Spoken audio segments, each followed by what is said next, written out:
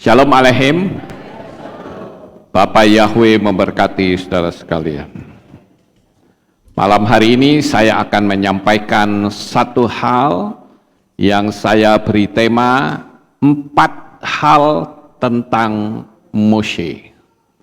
Tentu kita semua sudah mengenal sosok Moshe ini atau Musa yang sudah tidak asing tentu saja, baik di iman kita maupun di iman kepercayaan lain.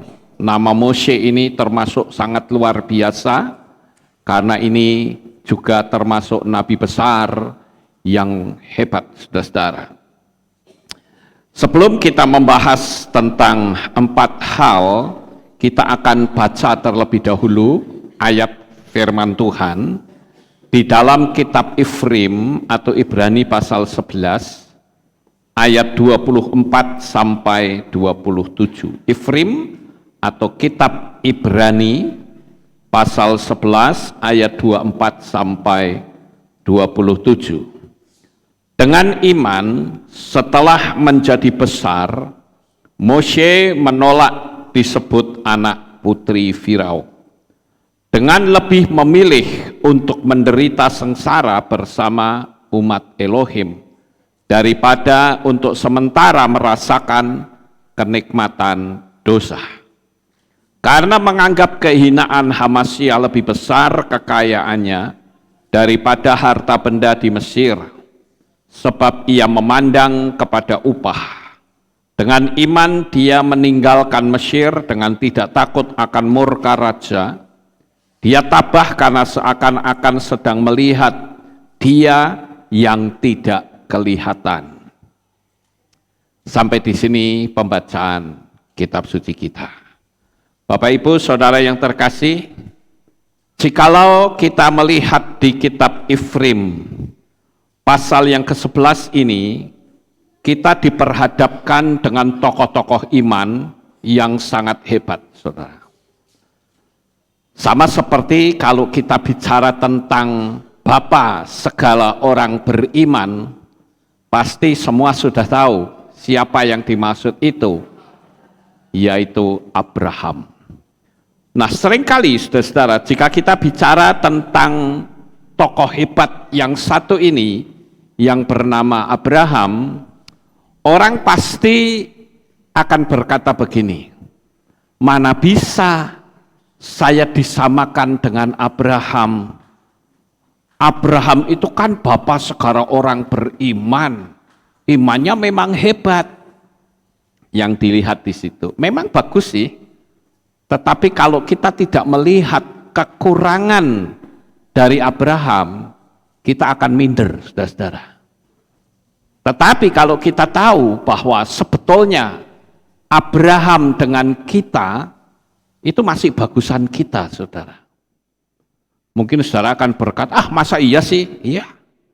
Siapa di sini yang pernah menjual istrinya? Tidak ada, bukan?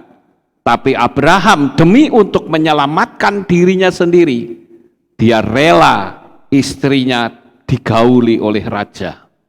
Tetapi belum sempat itu terjadi, Tuhan sudah menghalau terlebih dahulu raja yang mau menggauli Sarah, saudara. Ditunjukkan bahwa ini adalah istrinya, bukan saudaranya.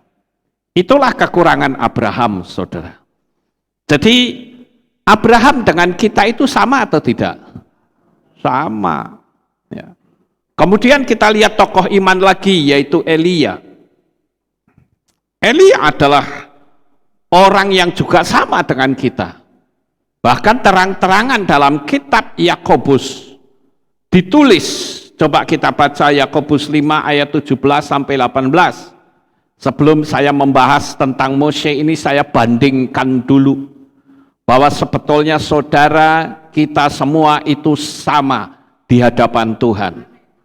Tergantung kita itu mau mengikuti polanya Tuhan atau mengikuti mindset kebodohan kita. Hanya itu saja sebetulnya.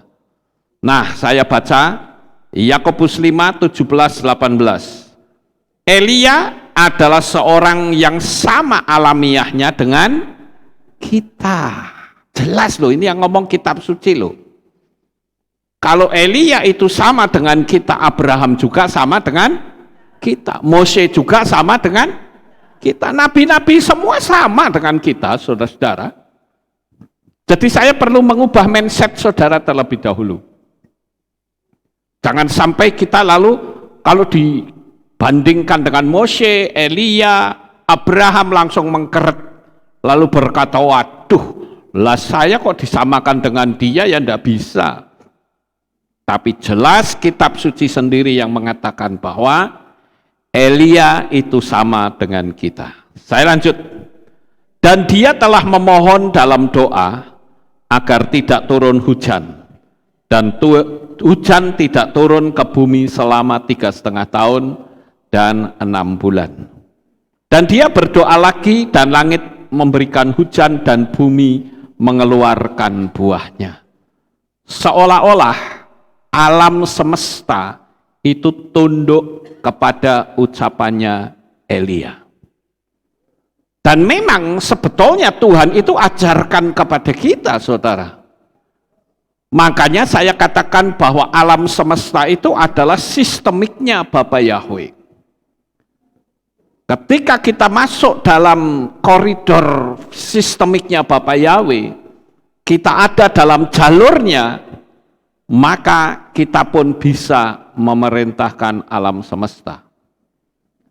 Bahkan kalau alam semesta bisa diperintahkan, berkat-berkatnya pun bisa diperintahkan, diundang untuk datang kepada kita. Nah, ini tingkat pemahaman saudara sudah sampai atau belum kalau saya ngomong begini ya. Kalau di Keilat Alef Tau mungkin mereka sudah paham ya dengan bahasa ini. Tetapi bagaimana dengan yang ada di rumah masing-masing? Saya berharap saudara bisa mengikuti kita sekalian. Nah, kita akan melihat hal yang pertama, saudara-saudara, yang cukup menarik dari Mose ini, yaitu kenali diri Anda. Mose kenal siapa dirinya.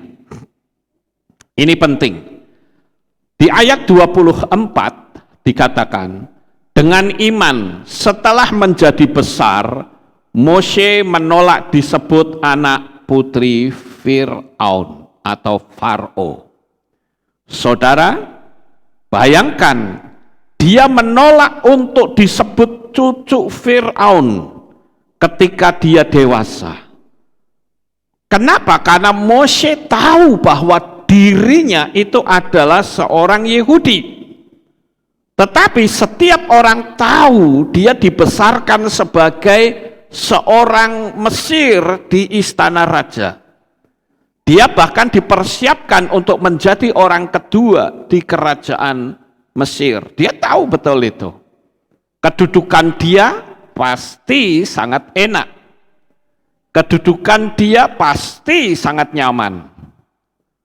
Tetapi saudara, jelas tadi di ayat yang ke-24 dikatakan, dia menolak disebut anak putri Fir'aun. Saudara tentu tahu bukan? Bagaimana Mose ini, dia diselamatkan oleh putri Fir'aun pada saat terjadi pembantaian bayi orang-orang Yahudi.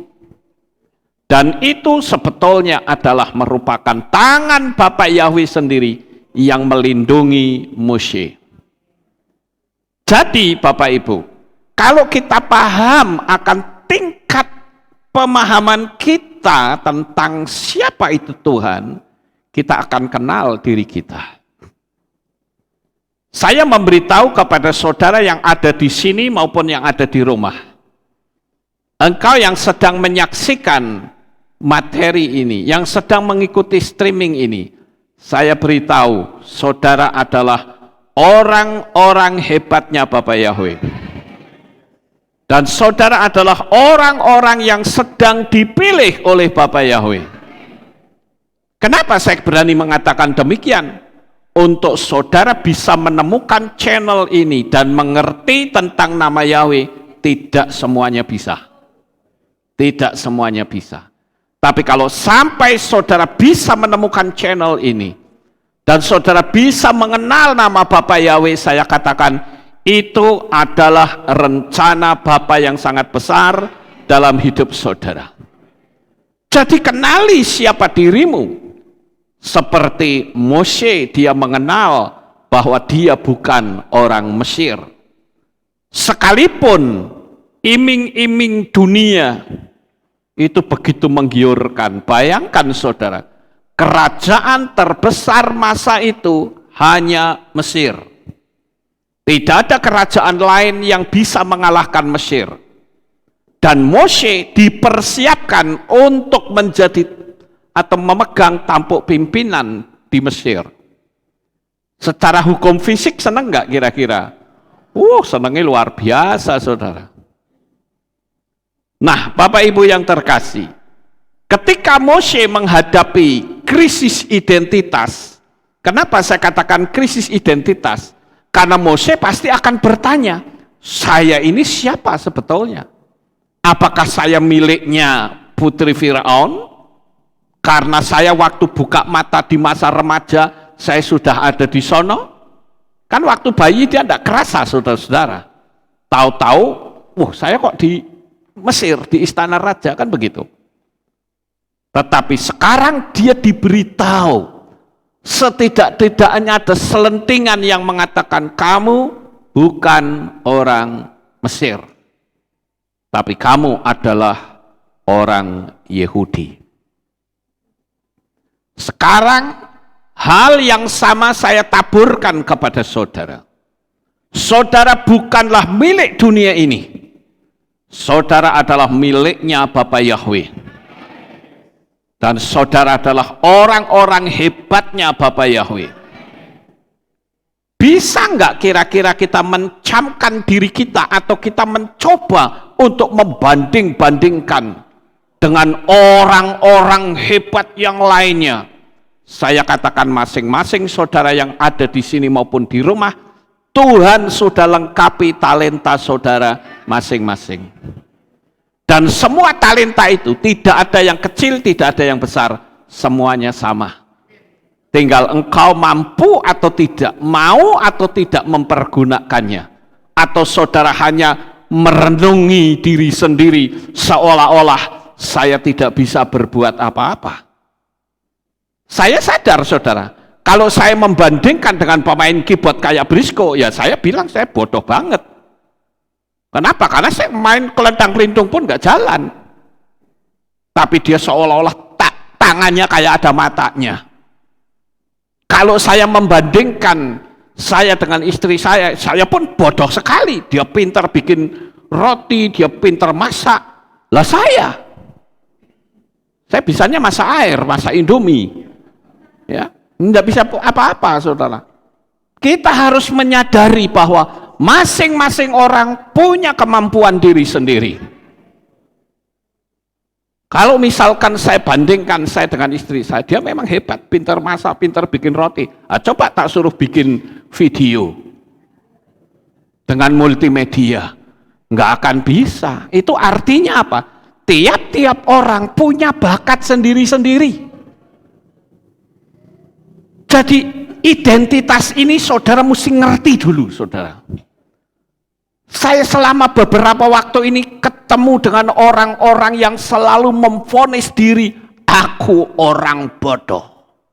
Saya katakan stop Anda bicara seperti itu. Kalau mau seperti itu saya juga bisa berkata saya orang bodoh.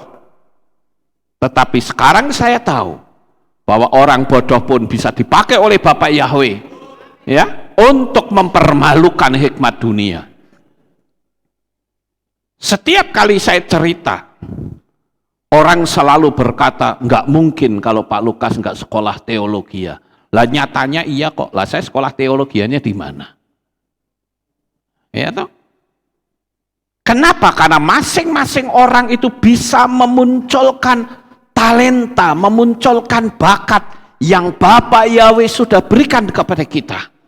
Jadi jangan kita merasa berkecil hati, saudara. Kenali identitas diri saudara.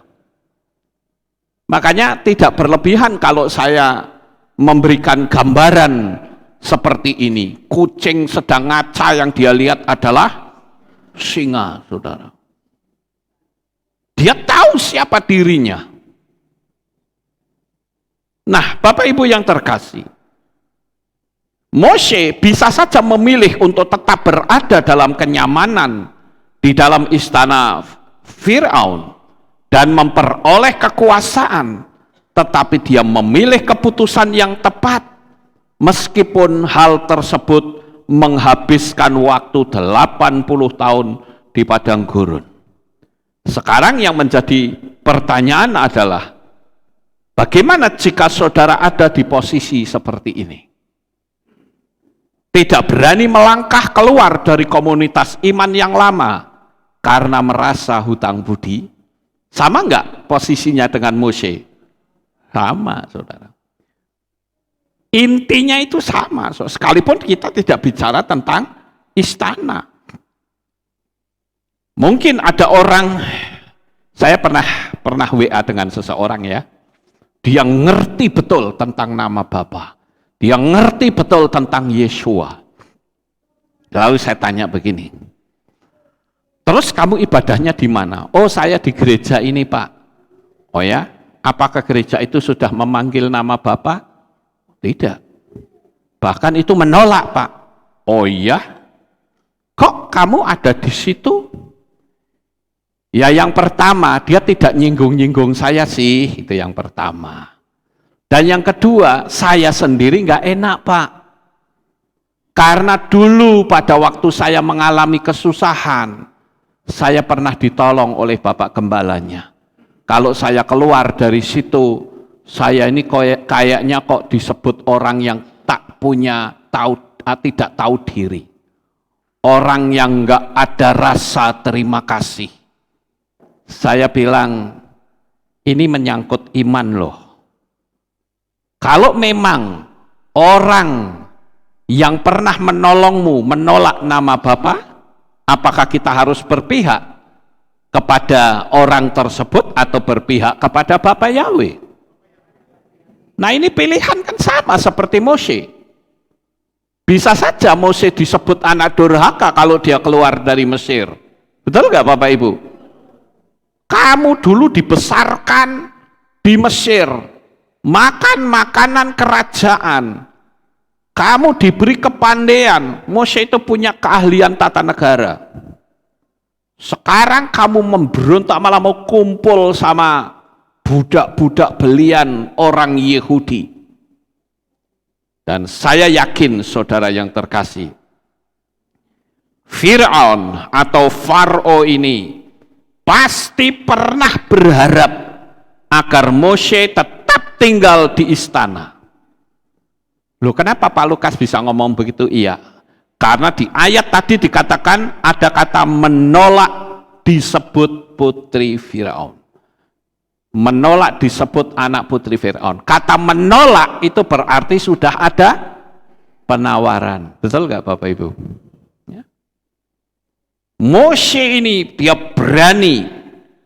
Dan saya katakan, orang yang berani mengambil sebuah keputusan dengan segala resikonya, pasti Tuhan tolong. Apalagi kalau kita bergantung penuh kepada Bapa Yahweh, akankah Tuhan tutup mata dan berpangku tangan serta ongkang-ongkang kaki kepada orang yang berharap kepada Dia? Tidak sama sekali, saudara. Kita harus tahu betul siapa diri kita, dan kita juga harus tahu betul bahwa Bapa Yahweh itu bukan sebuah konsep agamawi, tidak. Tetapi Bapa Yahweh adalah seorang pribadi. Kalau saya bilang seorang susah juga ya, karena dia Tuhan. Dia adalah pribadi yang hidup, pribadi yang maha kuasa, pribadi yang memiliki kekuasaan tidak ada batasnya. Kita mesti ngerti di sini dulu, saudara. Tapi kalau yang kita lihat adalah kondisi keadaan di sekitar kita, ya repot. Memang yang namanya risiko Tuhan itu cuma jalan, kita jalan. Seperti ini kan gambarnya gini, ya kan? Ini kan gambarnya ini kan risiko. Dia jalan. Ya, orang ini percaya nggak kalau bahwa sekalipun sudah habis, tetap ada tempat berpijak? Saya pernah mendengar sebuah ilustrasi cerita yang sangat bagus, saudara. Ada seseorang yang sedang naik mobil, tiba-tiba mobilnya itu masuk ke jurang. Pada saat masuk ke jurang, orang ini terlempar keluar. Dan apa yang terjadi? Dia nyangkut di pohon, saudara. Di tengah-tengah kegelapan malam itu dia berdoa, Tuhan selamatkan saya. Tuhan tolong saya, buat saya bisa hidup. Tuhan bilang, aku lindungi anakku. Sekarang lepaskan kedua tanganmu. Dia takut, gak mungkin Tuhan, ini jurang dalam sekali. Tuhan katakan, lepaskan tanganmu. Tapi dia tetap gak percaya, saudara. Ya kalau dilepaskan, jatuh langsung ketusuk duri atau apa, lah ciloko. Tuhan bilang, lepaskan tanganmu. Dia tidak berani, sehingga dia peluk itu ranting pohon sambil ketiduran di situ, saudara. Dan waktu pagi, dia bangun, dia lihat jarak antara kaki dia dengan tanah itu tidak sampai 1 meter. Coba saja kalau saya ikut suara yang berkata lepaskan tanganmu, aku lepaskan, aku bisa nyaman tidur di bawah. Tapi karena dia tidak percaya, dia gandulin itu pohon, saudara. Inilah yang disebut dengan resiko. Resiko orang beriman. Ya. Kalau kita tidak berani terima resiko, ya bagaimana kita bisa maju? Betul nggak Bapak Ibu? Saya pun juga tahu resiko apa ketika saya panggil nama Bapak Yahweh. Saya tahu resikonya sangat besar. Tetapi saya selalu berkata, selama saya berpegang teguh kepada kebenaran, sekali-kali tangan Bapa Yahweh yang Maha Kuasa tidak akan melepaskan saya. Dia akan jaga, dia akan lindungi, dia akan peliharakan hidup saya. Bapak Ibu saudaraku yang terkasih, itulah hal yang pertama yang bisa kita temukan dalam diri Moshe. Jadi yang pertama ini saya katakan Moshe ini adalah orang yang hebat. Dia berani melepaskan identitas kenyamanannya. Dan ketika dia mau melepaskan kenyamanannya, maka Bapa Yahweh berkenan untuk memakai Moshe. Moshe juga punya kekurangan. Dia gagap orangnya. Tetapi Tuhan katakan, aku akan memakai Harun abangmu untuk jadi juru bicara. Nah, Bapak Ibu yang terkasih, dia juga tahu bagaimana resiko berhadapan dengan Firaun. Dia ngerti betul kekuasaan Faro itu seberapa besar, dia ngerti, saudara. Kita juga sering begitu, bukan? Saya menemukan banyak sekali pendeta-pendeta yang ngerti tentang nama Bapa, tetapi dia takut mengambil risiko. Inilah yang sangat memprihatinkan. Dia tahu kebenaran, tetapi dia tidak berani untuk menyampaikan kebenaran. Begitu juga dengan tanda bilangan 666. Orang tahu, tetapi tidak berani menyampaikannya. Ini tragis, saudara-saudara. Itu yang pertama. Sekarang kita lihat yang berikutnya. Yaitu yang kedua. Memiliki tanggung jawab atas semua tindakan. Nah di sini kadangkala orang takut dicemooh. Tapi saya katakan selama kita benar, tidak ada yang perlu ditakutkan. Karena kebenaran itu sendiri yang akan membela kehidupan saudara. Makanya tadi saya katakan ada orang yang tidak berani melangkah keluar hanya karena manusia. Tuhan sudah panggil, aku panggil kamu keluar dari sesembahanmu yang lama, tapi tetap tidak mau. Saya bersyukur saat ini begitu banyak petobat-petobat baru, saudara. Pertama memang mereka mengenal nama yang lama, tetapi lama-kelamaan mereka mulai paham siapa yang disembah. Justru yang paling parah itu adalah jikalau ada satu gereja, dan ini banyak loh saudara-saudara, gereja-gereja yang atributnya itu sudah atribut Israel. Ada tabut perjanjiannya, ada menorahnya, pakai talit, pakai kepa, tapi sayang yang disembah bukan nama Tuhannya Israel. Ini tragis banget. Yang lebih parah lagi mereka sandingkan dengan nama asing. Padahal kitab suci mengatakan, di kolong langit ini tidak ada nama lain yang olehnya manusia diselamatkan. Hanya satu nama. Bukan dua nama. Ini yang harus kita pahami. Sekarang kita berbicara tentang tanggung jawab, saudara. Saya bacakan di ayat 25, dengan lebih memilih untuk menderita sengsara bersama umat Elohim daripada untuk sementara merasakan kenikmatan dosa. Garis bawahi kata kenikmatan dosa. Dosa itu memang nikmat, saudara. Dosa itu memang sangat menyenangkan, tetapi sayang sekali hasil dari dosa itu adalah penderitaan yang sangat mengerikan. Sekarang muncul persoalan yang kedua adalah tanggung jawab pribadi. Moshe menolak untuk menjadi orang lain dan memilih untuk berjalan sesuai dengan jalan Tuhan. Dia memilih untuk bersama dengan umat Tuhan, bangsa Israel, daripada tinggal di istana Farao. Dia lebih suka di luar, sekalipun dia sadar bahwa dia itu memang akan masuk dalam banyak penderitaan. Kalau kita menyadari ya Bapak Ibu, sebetulnya penderitaan di dunia ini belum sebanding dengan kemuliaan yang bakal kita terima di Shamayim nanti. Tetapi kadangkala orang belum apa-apa sudah ketakutan.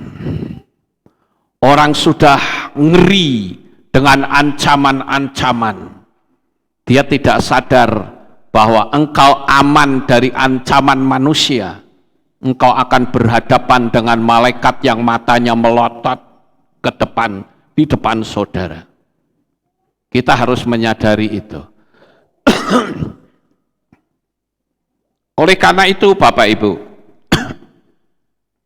ayo, kalau kita melihat di ayat 25 ini, dikatakan dia memilih untuk bersama dengan Tuhan.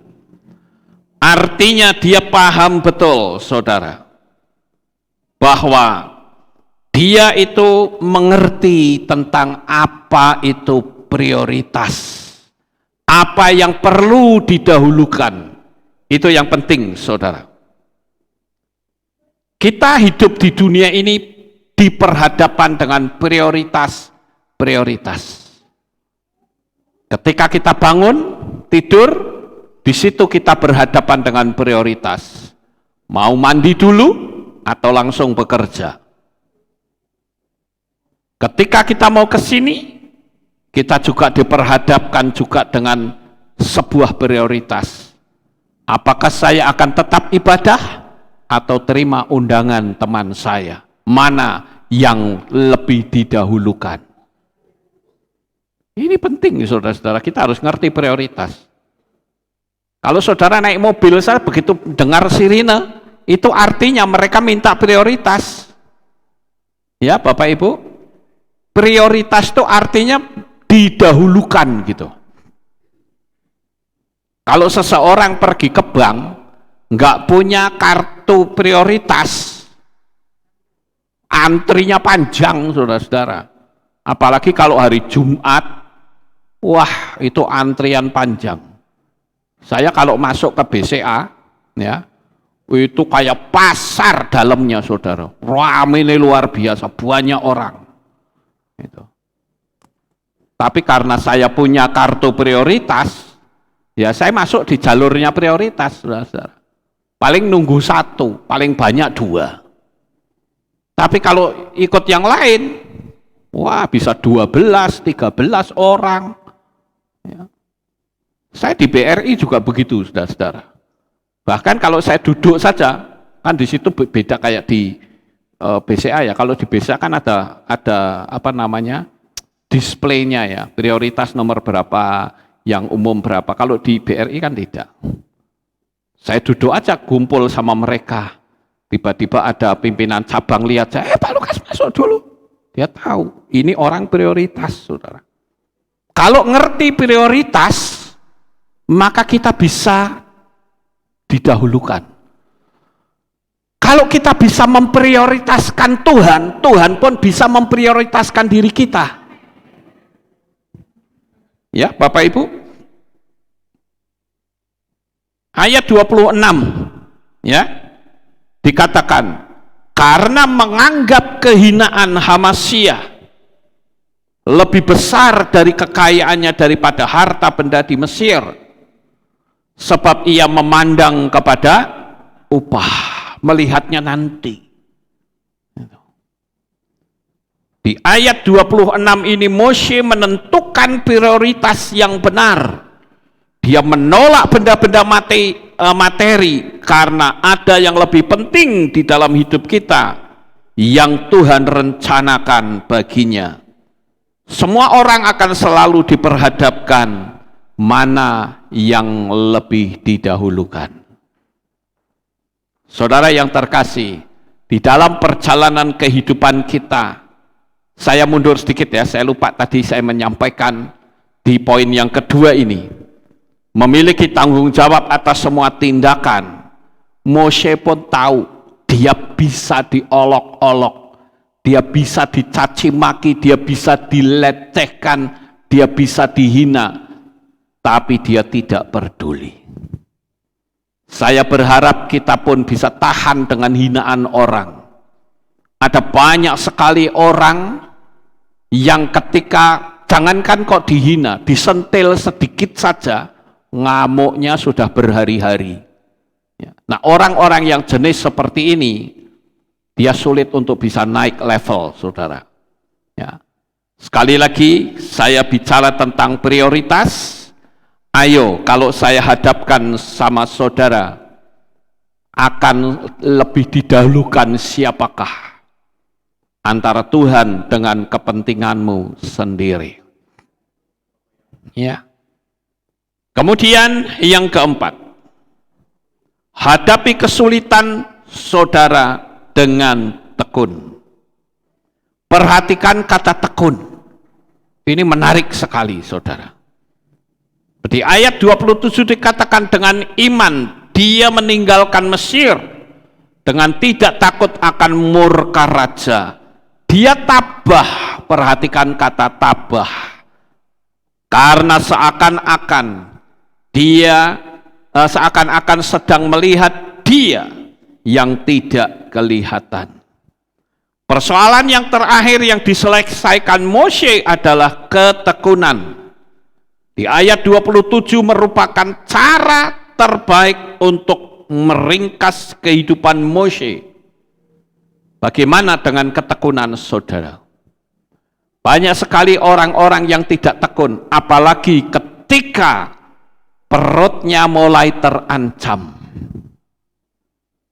Kalau perutnya sudah mulai terancam, orang akan berpikir, apakah saya layak untuk terus bertahan dalam iman seperti ini?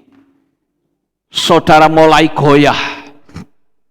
Tapi saya perlu kasih tahu, semakin besar tantangan yang saudara hadapi, semakin besar mujizat yang bakal saudara terima. Jangan pernah goyah, tekunlah selalu sampai Tuhan Yesus datang.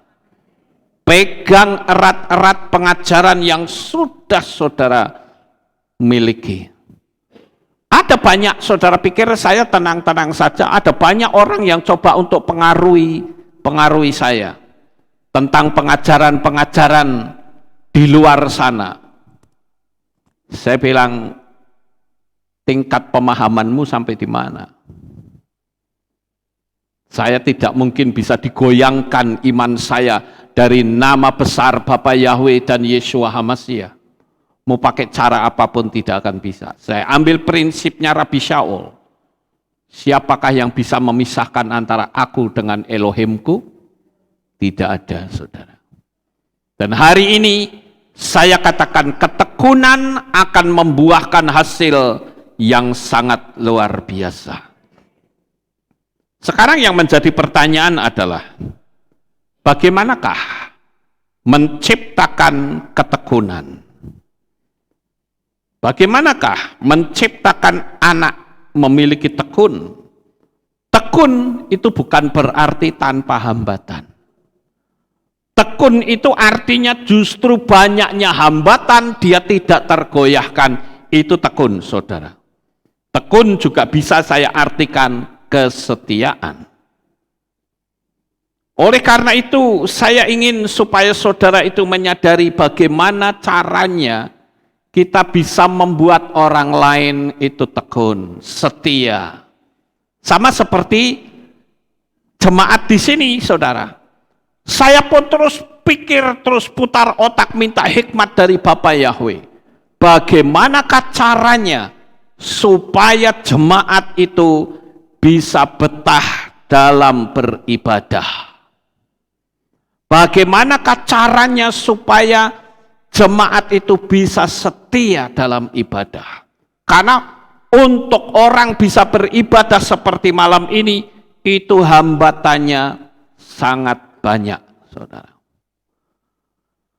Malam hari ini kalau saudara bisa setia, tekun beribadah, kita bersyukur karena semua itu Tuhan berikan kekuatan, bukan oleh kuat dan gagah kita bisa kumpul bersama-sama, tetapi oleh kekuatan dan kasih Bapa yang sempurna.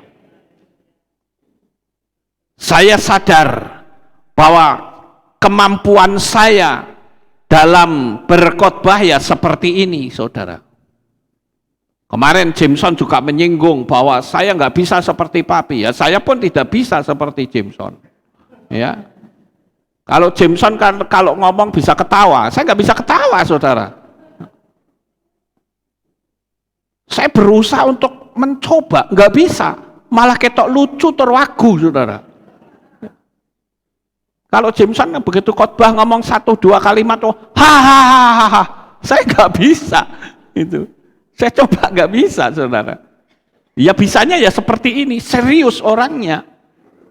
Tapi bukan berarti tidak bisa tertawa. Makanya jangan sampai saya tertawa di sini, sulit berhenti, saudara.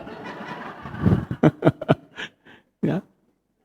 Dulu pernah saya ingat, entah saudara yang ikut saya di Keilat ini waktu baru, waktu kita masih ikut Natalan, ingat enggak? Lampu dimatikan semua. Terus ada orang bilang gini, mbok ngisi deklamasi. Wah, aku ditodong, saudara-saudara.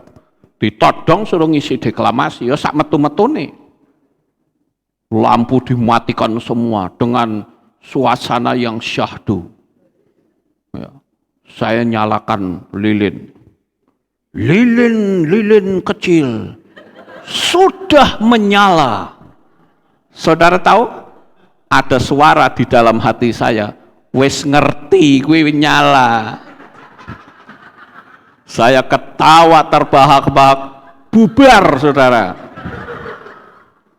Entah saudara pernah lihat atau tidak ya, ini benar-benar loh, peristiwa beneran loh.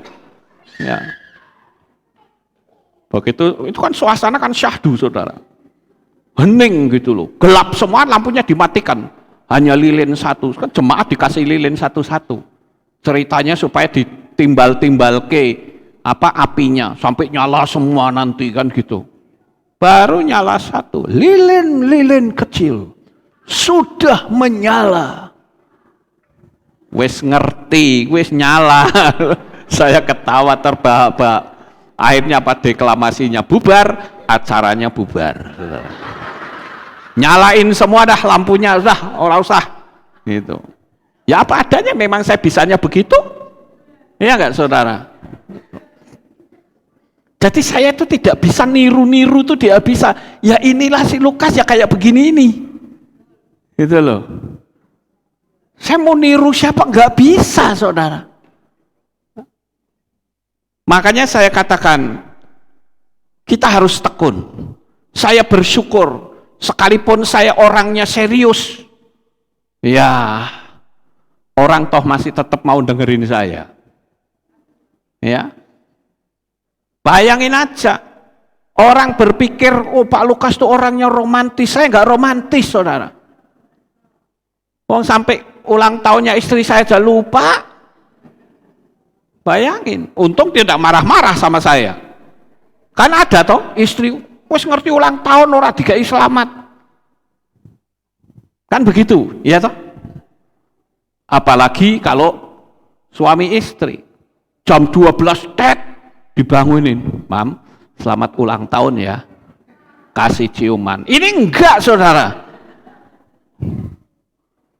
Wong saya aja kalau nggak ada Theo nganu pengumuman itu saya tidak tahu. Jangankan ke ulang tahun saya aja kadang lupa. Ya itulah apa adanya saudara, tampillah apa adanya dengan tulus. Saya percaya Tuhan itu melihat juga kekurangan kita. Ya, dan Tuhan juga akan menambahkan segala kekurangan itu. Yang penting kita tekun dengan Tuhan. Amin. Ya. Sekarang yang membuat sebuah pertanyaan adalah bagaimana sih menciptakan ketekunan khususnya anak-anak? Sekali lagi, tekun bukan tanpa hambatan. Yang pertama adalah ciptakan lingkungan yang nyaman. Kenali bahwa lingkungan kita itu nyaman. Saudara bekerja pun harus bekerja di tempat yang nyaman. Kalau saudara kerja nggak nyaman, nggak maksimal saudara, hasilnya akan sangat minim sekali. Tapi kalau saudara nyaman, maka saya katakan orang bekerja itu tidak boleh ada pertengkaran. Tidak boleh. Satu komplek kok bertengkar, satu komplek kok diem-dieman. Itu kan tidak nyaman namanya saudara. Ya. Jadi ciptakan kenyamanan dalam lingkungan, apakah itu lingkungan keluarga, lingkungan kehilat, atau lingkungan pertemanan. Cari orang-orang yang nyaman, yang bisa saling mensupport. Bukan yang kalau ada kesalahan sendiri sedikit dituding-tuding, disalahkan. Jangan kita tinggal dalam komunitas seperti itu, saudara. Kita akan rugi nanti. Ya. Sekarang yang berikutnya, mengatakan hal-hal positif. Jangan membanding-bandingkan dengan orang lain. Kita bisa tekun selama teman-teman kita semuanya dalam kondisi orang yang positif. Kita lemah, ada orang lain yang kasih support. Ayo maju, maju. Jangan malah kamu sih. Kamu punya kesalahan begini, jadinya ya seperti itu. Wah, nggak nyaman, saudara. Bukannya dikasih kekuatan, malah dituding-tuding, disalah-salah ke. Kehidupan yang seperti ini tidak akan memiliki potensi. Mose tahu betul, saudara, ngerti benar bahwa dia kalau tinggal di komunitasnya Fir'aun itu nyaman. Tetapi sekarang dia harus membuat sebuah pilihan. Nyaman secara fisik, tapi rohanimu hancur. Atau saudara berani mengambil sikap. Memang yang namanya masuk ke komunitas yang baru, itu pasti tidak nyaman. Moshe pun pasti tidak nyaman. Tapi lama-kelamaan dia nyaman. Dia nyaman bersama dengan bangsa Israel memimpin keluar. Sekalipun Moshe diganggu terus oleh bangsa-bangsa yang ikut keluar bersama dengan bangsa Israel. Ucapannya negatif dan sebagainya. Makanya saya menekankan di sini, ayolah kita berbicara hal-hal yang positif.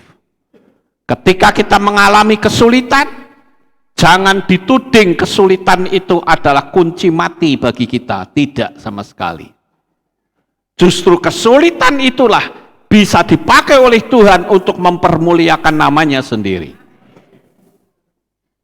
Kemarin sudah saya sampaikan dalam khotbah saya beberapa waktu yang lalu. Bagaimana ketika murid yang dikasihi Yesua sakit, Yesua tidak segera gubruk lalu datengin, enggak. Justru sengaja berlambat-lambat sampai mati, saudara. Tetapi yang namanya Tuhan, tidak ada kematian yang tidak bisa hidup lagi. Oleh karena itu Yesua cuma tinggal ngomong sama Lazarus, Lazarus keluar. Dan Lazarus itu hidup lagi. Makanya apapun yang hari ini saudara mengalami kematian, nubuatkan saja. Hidup, pasti dia hidup. Yang penting kita tekun, saudara. Ya. Kita banyak bicara hal-hal yang positif. Kemudian yang berikutnya, yang membuat suasana menjadi nyaman, yaitu memberi pujian. Saudara tahu, saya dimanapun saya selalu bercerita. Saya sebagai gembala jemaat di Aleph Tau, saya bangga dengan saudara sekalian. Kenapa? Karena saya menyampaikan hal-hal yang baru, saudara tenang saja. Tapi berapa banyak pendeta-pendeta yang takut untuk menyampaikan sesuatu yang baru. Karena jemaat di sini sudah terbiasa dengan banyak belajar. Makanya keunggulan yang saudara tunjukkan, saya pun memberi pujian. Saya katakan jemaat Aleph Tau adalah jemaat yang hebat, jemaat yang luar biasa. Saya bangga dengan saudara. Ada banyak orang ketika misalnya berbicara tentang hal-hal yang besar gitu, gembalanya bilang begini, ya piye yo, jemaatku kan orangnya miskin-miskin. Oh, saya pantang ngomong begitu, saudara. Saya selalu mengatakan saudara adalah orang hebatnya Bapak Yahweh. Saudara punya kepandaian yang luar biasa, saudara punya potensi yang hebat. Saya pantang berkata, oh jemaat Aleph Tau miskin-miskin, tidak. Karena kita tahu bahwa selama kita berpikir hal-hal yang positif itu tercipta dalam hidup saudara. Makanya memberi pujian itu penting, sama seperti anak kecil. Coba saudara punya anak disalah-salahkan terus sampai besar, hancur mentalnya saudara. Tapi kalau saudara sering memuji anak, aduh kamu cantik ya, kamu pinter ya, anak itu akan bertumbuh dengan baik saudara. Tapi saya juga mewarning kepada orang tua, jangan sekali-kali kalau bicara sama anak bilang seperti ini, saudara. Ini yang masuk ke alam bawah sadar ya, itu yang tidak boleh. Kalau makan tuh dihabisin, papa itu cari duit susah, tahu nggak? Itu nggak boleh, saudara. Karena anak itu akan terpatri ucapan bapaknya bahwa cari duit itu susah. Itu dalam dunia motivasi Itu larangan keras bicara seperti itu. Kalau memang ingin supaya makannya itu dihabiskan, ya saudara ngomong, kamu makan yang habis supaya tubuhmu sehat. Menjadi kuat kan lebih nyaman begitu daripada papa itu cari duit susah, tahu nggak? Makan mesti habis. Itu kan sama saja menyuntikkan kalimat negatif kepada anak-anak. Anak-anak lari jatuh, waduh kodoknya melayu katanya. Kodoknya lari, dibalas, dipukul. Itu ngajari dendam loh saudara. Jangan main-main itu. Kalau jatuh kasih tahu, kamu jangan lari. Kalau lari keserimpet kakimu jatuh. Nggak usah dibikin cerita rekayasa. Kodok, di kodok, malah nggak ada kodok kok. Betul nggak Bapak Ibu? Lalu diajari pukul. Itu kan ngajari dendam. Nggak boleh begitu. Ini yang biasa umum yang saya lihat seperti itu, saudara. Dan itu pendidikan cara seperti ini harus dihapus. Tidak bisa dilanjutkan, saudara. Anak harus sering banyak diberi pujian. Sambil memuji anak diarahkan. Supaya apa? Anak itu senang. Anak itu bersuka cita. Ketika saya ketemu tadi, si Kenan ketemu saya, Grandpa, Kenan punya baju baru. Saya ngomong, cakep ya, hebat ya. Anak itu jadi senang, saudara. Tapi coba saudara terus hina anak saudara, dia akan bertumbuh dengan mental yang tidak sehat. Dan itu berbahaya untuk hidup di kedepannya, saudara. Sekarang kita lihat yang berikutnya. Mengajarkan sesuatu itu harus secara bertahap. Saya pun mengajarkan seperti ini kan bertahap ya. Apakah kita dulu sudah ngerti 7 hari raya? Kan tidak. Apakah kita sudah ngerti tentang Torah? Ya tidak. Pertama step by step. Yang pertama nama dulu. Setelah nama pun masih Bapak Yahweh dulu ya. Yang kedua masih nama lama. Setelah itu perkenalkan nama yang kedua. Ya. Nama Bapa, nama Yeshua. Kenapa harus Yeshua? Karena Bapa dan Yeshua itu satu. Diterangkan pelan-pelan. Setelah nama Bapa dan Yeshua, kita lanjut apa? Baptisan, pembaharuan. Meterai kepemilikan diluruskan dulu. Supaya kita jadi miliknya Bapak Yahweh. Saya berkali-kali ngasih tahu loh sama teman-teman saudara. Jangan sampai saudara setia kepada Bapak Yahweh. Jangan sampai saudara memberitakan namanya. Tetapi di kursi pengadilan engkau dituntut oleh spirit yang lama. Ini milik saya loh ya. Hukumnya belum diputuskan. Berbahaya loh saudara. Setelah baptisan baru saya masuk ke yang lain lagi, yaitu tentang 7 hari raya. Setelah 7 hari raya kita masuk ke Torah dan terus meningkat terus seperti yang kitab suci tulis. Ngajari anak pun begitu bukan? Tadinya waktu lahir kan cuma tidur ngaplang-ngaplang tok, betul enggak? Setelah itu mulai miring-miring, terus mengkurep, mulai berangkang, mulai berdiri, mulai jalan, mulai berlari, meningkat terus, saudara. Jadi kita harus bertahap.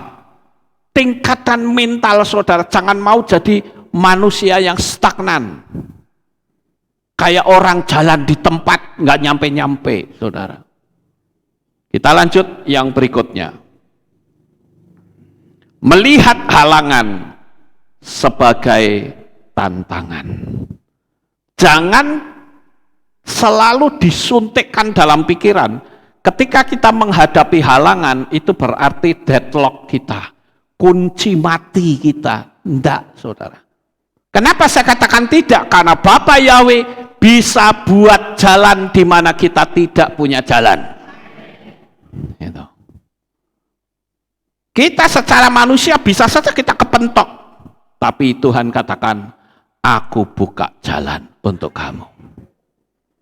Dan kalau Tuhan yang membuka jalan, tidak ada satu halangan sekeras apapun yang bisa memenangkan kekuasaannya Bapa Yahweh. Enggak ada, saudara. Sebutlah halanganmu itu bukan seperti batu bata, tetapi baja tulen sekalipun, bagi Bapa Yahweh itu sangat mudah. Dia buat jalan saat kita tidak punya jalan. Dan jalan yang Tuhan buat itu membuat kita terkagum-kagum, saudara. Percayalah, Tuhan tidak pernah mengizinkan kita di bawah. Tapi Tuhan terus ingin kita meningkat, meningkat, dan terus meningkat. Keilat kita juga begitu, bukan? Dari jumlah yang kecil, dari sono pindah ke sini. Kita dulu punyanya apa, sekarang Tuhan izinkan kita sebentar lagi bisa menikmati Videotron. Ya kan? Meningkat terus, saudara-saudara. Karena apa? Karena Tuhan itu menghendaki kita naik dan bukan turun. Maka saya tidak sependapat kalau ada orang hidup itu seperti roda, katanya. Kan sekarang banyak ungkapan begitu. Hidup kita itu seperti roda. Kadang di atas, kadang di bawah. Masih mending di bawah lah, naik di bawahnya itu belet, saudara. Malah kangelan naiknya. Tapi hidup kita itu seperti tangga. Naik terus, dan naik.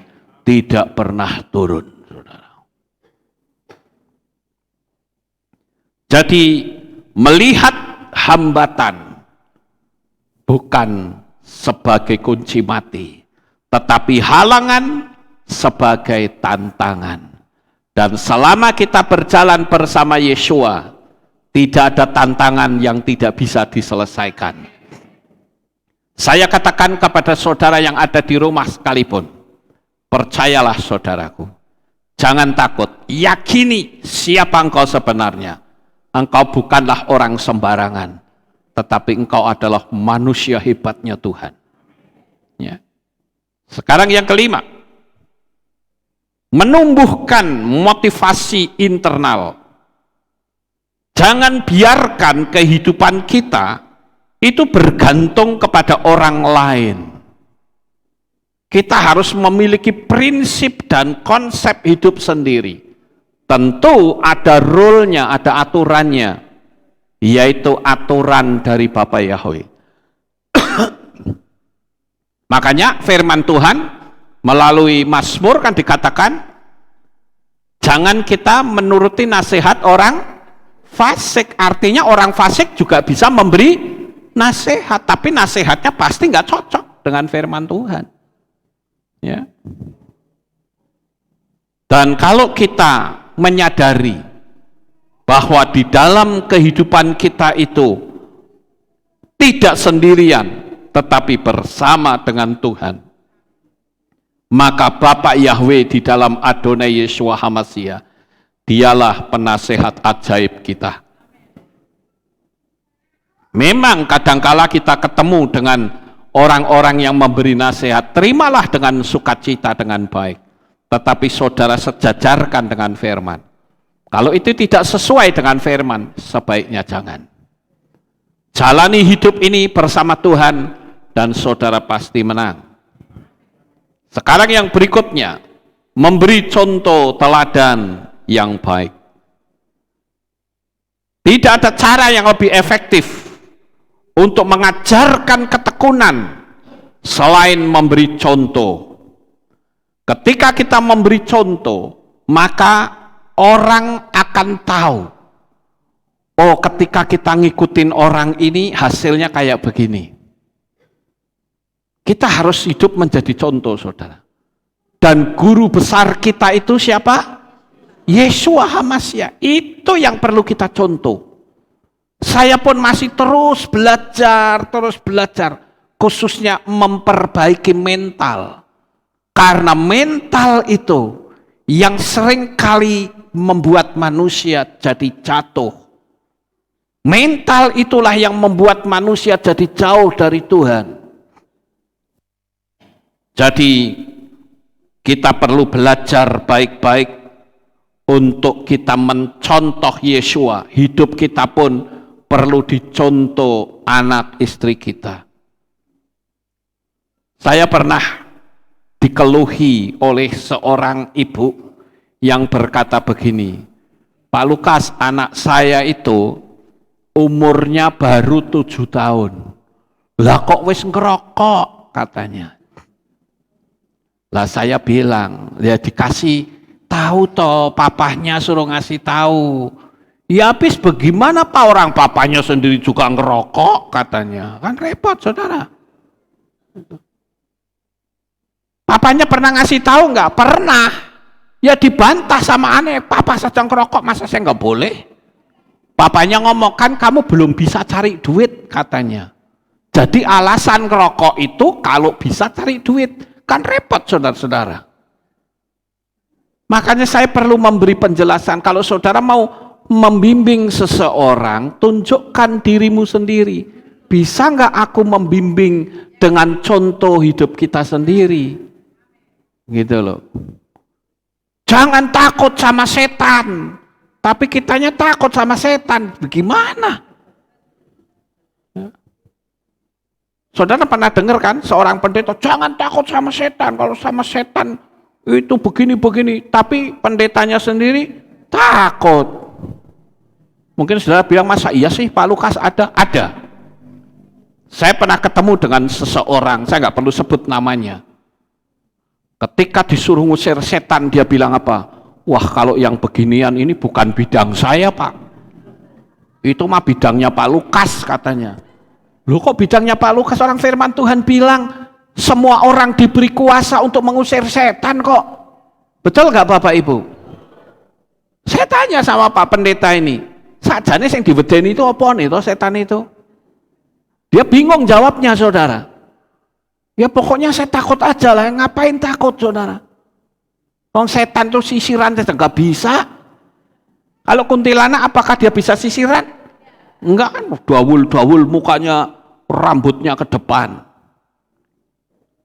Pocong lepas ikatannya nggak bisa. Apaan yang kita takutnya di mana saudara?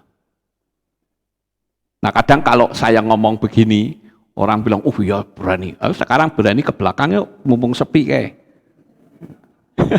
Saya kadang suka nguji sama Kenan, aku berani begini. Ayo sama Grandpa ke belakang. Nah baru di situ langsung cep.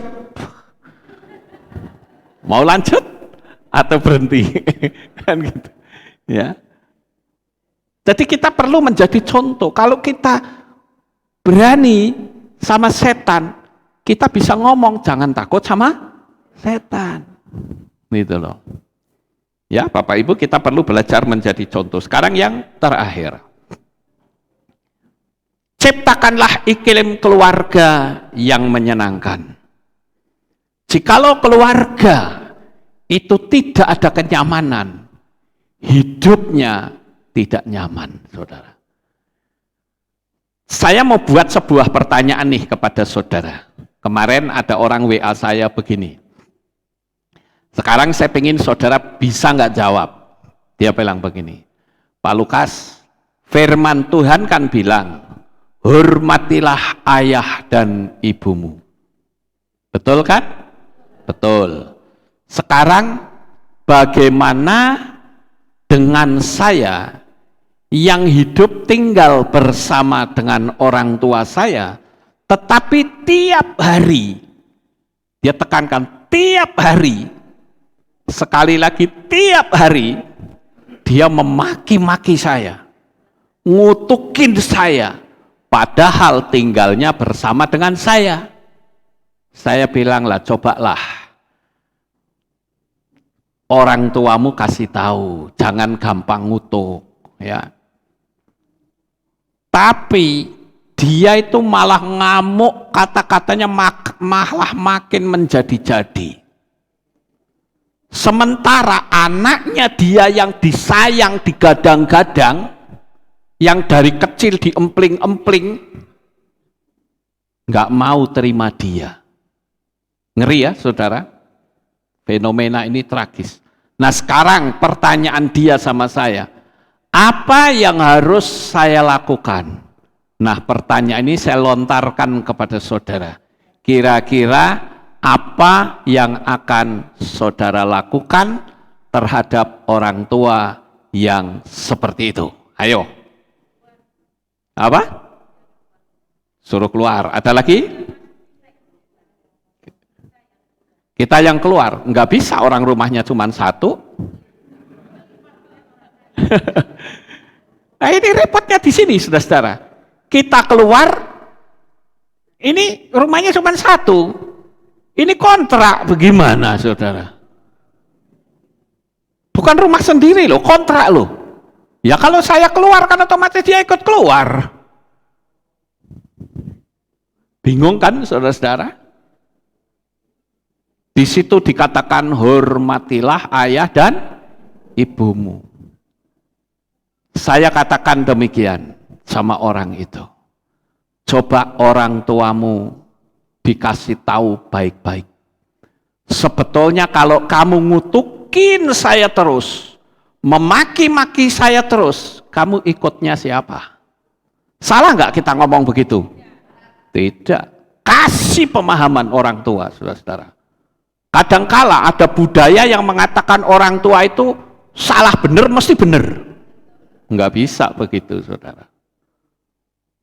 Sampai orang ini berkata, bagaimana hidup saya bisa sejahtera, Pak? Tiap hari saya dikutukin terus sama orang tua saya. Saya telat bikinkan minum saja, boleh maki-maki katanya. Sampai saya bilang, lah mbok papa anu saja po, tinggal sama Koko. Koko kan yang ini toh, yang disayang toh. Gak mau saudara. Kokonya juga tidak bisa terima orang tua ini. Gimana saudara? Ngeri kan? Ini yang saya sebut orang tua yang tak tahu diri. Saudara setuju nggak? Orang tua yang tidak tahu diri. Makanya saya menganjurkan kepada saudara yang ada di sini, kalau sudah tua jangan seperti orang ini. Bikin susah orang lain. Amin. Saudara sudah ditampung saja sudah terima kasih loh. Jangan ngutukin tiap hari.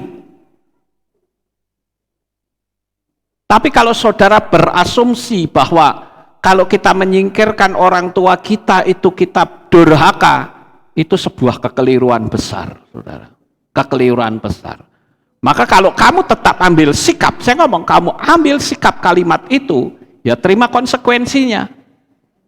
Tiap hari kamu terima kutukan dan hidupmu akan terkena kutuk, apalagi orang tua. Maka saya menghimbau malam ini kepada saudara, jangan pernah menjadi orang tua yang tak tahu diri seperti orang itu. Amin.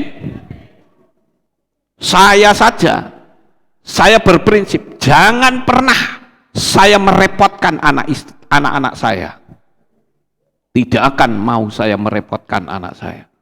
Bila perlu saya angkat hidup mereka setinggi langit, bukan malah saya tindas mereka. Itu sebuah kekeliruan besar yang ngawur, saudara-saudara. Makanya kadangkala kalau jadi gembala itu banyak sekali ya keluhan-keluhan orang yang aneh-aneh gitu loh. Maka saya memberikan jawabannya begini, dikasih warning. Saya tidak senang dengan hidup berumah tangga tiap hari dikutukin. Jadi mohon maaf ya papa, kalau papa masih terus mengutukin seperti ini, dengan sangat terpaksa, papa harus berpisah dengan kami. Tak kontrakke sendiri. Menurut saudara durhaka enggak? Tidak. Tidak durhaka, saudara. Kecuali kalau orang tuamu tidak apa-apa, tapi engkau yang mengusir, itu salah. Saya bilang kontrakan. Atau saudara cari apa namanya, panti orang tua. Saya ngomong jompo gak nyaman, panti orang tua. Gitu. Ya. Tapi bukan RB ya. Jangan salah saudara. RB itu khusus untuk jemaat Aleph Tau. Ya, jangan salah. Nanti saya ngomong begini orang salah tanggap lagi. Karena waktu yang lalu sudah ada orang yang ngomong sama saya begini, Pak Lukas, boleh nggak kalau saya titipkan orang tua saya di RB? Loh kenapa? Saya tanya alasannya kenapa? Ya habis orang tua saya itu nyusahin. Saya bilang bersyukur loh, masih punya orang tua. Peliharalah mereka dengan baik. Engkau punya orang tua, sayangilah mereka, mumpung mereka belum meninggal. Ya, cintailah mereka sedalam engkau bisa mencintai. Ya habis bikin susah Pak, kalau kencing ngompol. Ya namanya juga orang tua. Namanya juga orang tua. Ya saya bilang terus apa yang kamu lakukan? Ya itu yang bikin saya jengkel, belikan Pampers. Ya. Wong dia orang mampu, saudara. Nek misalnya saya titipkan di RB bagaimana Pak? Saya bayar wis. Berapa tarif yang Pak Lukas katakan? Saya bilang maaf. RB itu khusus untuk jemaat Kehilat Aleph Tau. Jemaat Magelang itu nasar saya dengan Bapak Yahweh. Nggak tahu kalau nantinya Tuhan kembangkan lebih besar, itu lain masalah. Betul nggak Bapak Ibu? Tapi kalau untuk saat ini, hanya khusus untuk jemaat Aleph Tau. Saya perlu ngomong begini karena tadi saya kan bicara masalah orang tua, betul nggak? Nanti kalau enggak salah tangkap lagi. Titip kewe RB ngon Pak Lukas. Selesai. Oh nggak bisa begitu saudara. Ya. RB khusus untuk jemaat Aleph Tau. Jadi mohon maaf ya. Kalau misalnya saya mengizinkan, RB sudah penuh dari dulu saudara. Dan saya akhirnya buka bisnis. Iya toh? Karena mereka berani loh bayar mahal loh. Tapi saya tidak mau seperti itu. Saya mau orang-orang yang tetap setia di sini. Apalagi kalau orang luar masuk bertengkar, bubar wis saudara. Yang namanya orang-orang tua itu kan seperti anak kecil lagi saudara. Kadang gelut, marah-marahan. Ya. Jadi itu hatinya sensitif sekali. Ditegur marah-marah. Ya kasihan yang sudah lama tinggal. Tapi kalau sekarang ini yang ikut RB kan ikut ibadah bukan? Saudara yang ikut RB nyaman nggak? Ayo. Kohlai? Nyaman nggak? Ya. Nyaman ya, puji Tuhan. Haleluya. Pak Man, ya Pak Man ini kan juga orang RB ya, keluarga RB. Nyaman nggak Pak Man? Nyaman. Ya, ya. Ya namanya benturan itu sih pasti ada, namanya juga manusia. Tapi kalau kita satu iman, satu kehilat, akan mudah. Amin Bapak Ibu. Jadi hari ini biarlah kita memiliki iman seperti Moshe. Dan saya percaya Bapak Yahweh selalu melindungi saudara. Sukses besar untuk saudara. Bapak Yahweh memberkati. Haleluya. Kita tunduk kepala, kita berdoa. Kami mengucapkan terima kasih dan syukur kepadamu ya Bapa. Malam hari ini kami bersama-sama telah mendengarkan renungan firman-Mu. Biarlah apa yang kami renungkan, kami tanamkan dalam hati, sehingga kami memiliki kehidupan sama seperti Moshe, yang berani menomorsatukan Tuhan di atas segalanya. Terima kasih Tuhan. Meteraikan firman ini di dalam hati umat-umat-Mu. Di dalam nama Adonai Yeshua HaMashiach, kami sudah berdoa. Amin. Haleluya. Kita akan dengar pengumuman. Ya, ini berita lelayu ya. Telah pulang ke rumah Bapak Yahweh, Bapak Handoko Puspo atau Tanpoa.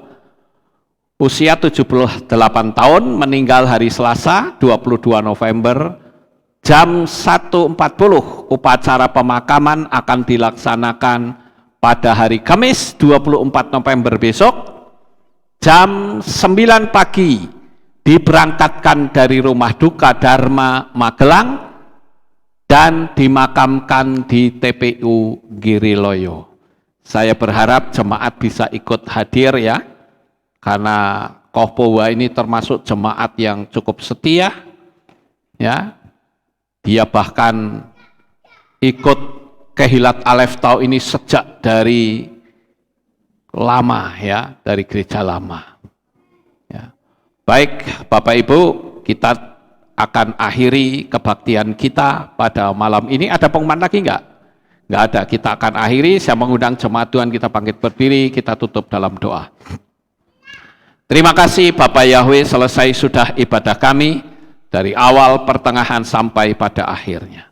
Sebentar lagi anak-anakmu akan pulang ke rumah mereka masing-masing. Jaga, lindungi, peliharakan mereka sampai di rumah dengan selamat. Pertemukan kembali pada jam-jam ibadah mendatang di dalam ikatan tali kasih-Mu. Terima kasih Tuhan, buatlah anak-anak-Mu sehat semuanya. Dibuatlah mereka diberkati oleh Engkau. Terima kasih Bapa, dalam nama Adonai Yeshua HaMashiach kami berdoa. Mari kita angkat tangan kita dan kita akan menerima berkat Kohanim. Haleluya. Yevarecheka Yahweh wa yishmereka.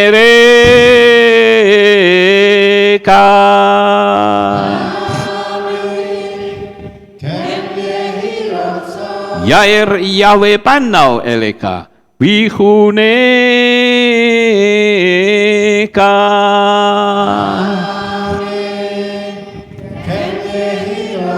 Yesa Yahweh panau eleka wa yashem lecha shalom.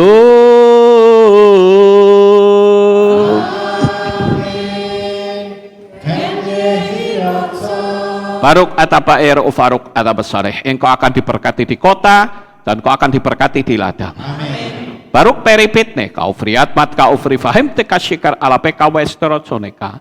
Diberkatilah buah kandunganmu, diberkati hasil bumimu, diberkati hasil ternakmu, anak-anak lembumu dan anak-anak dombamu. Baruk tan akau misyarteka, diberkatilah bakulmu dan tempat adonanmu. Amin. Baruk ata baboy kau faruk ata beseteka, dan kau akan diberkati pada waktu kau masuk, dan kau akan diberkati pada waktu engkau keluar. Baruk ata Yahweh Elohenu melek haolam, besem Yeshua HaMashiach beruah hakodes kile olam faed. Kami sudah berdoa dan mengucap syukur. Haleluya.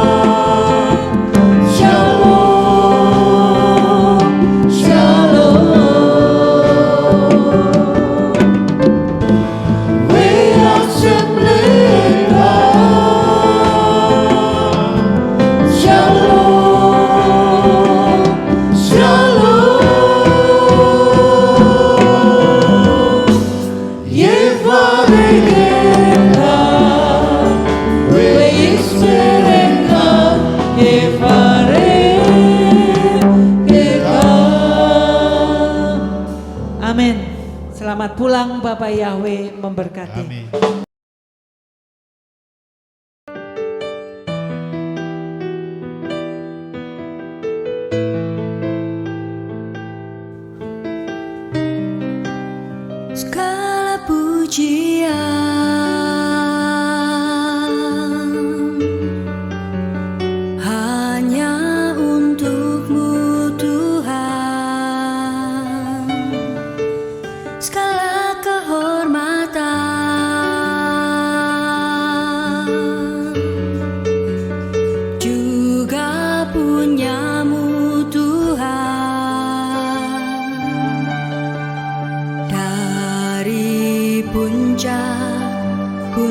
tertinggi sampai lembah terlandai. Semua karya kasih cintamu, sujud menyembah Sang Maha Pencipta.